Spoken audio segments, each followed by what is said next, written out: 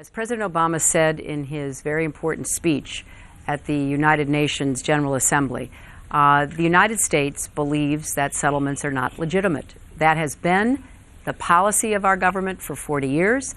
That is the policy of President Obama today and going forward.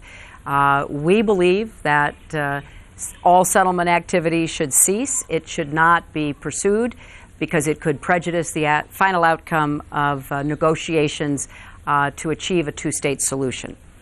And I think, as you know, President Obama clearly said he wanted to see an end to settlement activity.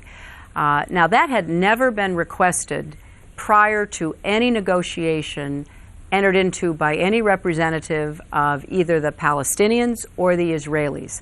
So it was a new element that was introduced by President Obama. So when this government in Israel came forward and said, we've already permitted a certain number of units of housing to go forward, we can't legally undo that, but we will put an end to all new settlement activity, no new permits, no new approvals, no expropriation in the West Bank.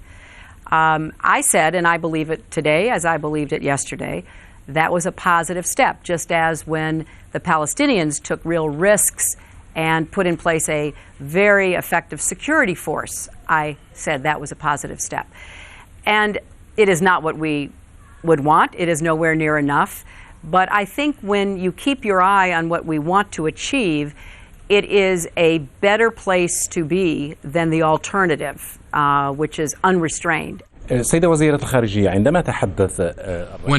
Barack Obama spoke in the beginning on the issue of halting settlements, it was understood by Arabs and Muslims that he was demanding that Israel put an end to settlement activity. Did the Arab public misunderstand President Obama's message? Well, there's no doubt that President Obama meant exactly what he said, that he wanted to see an end to settlement activity. And perhaps those of us who work for him and communicate about this issue should have, made very clear that there was no change in our position, that we were absolutely committed to the end of settlement activity.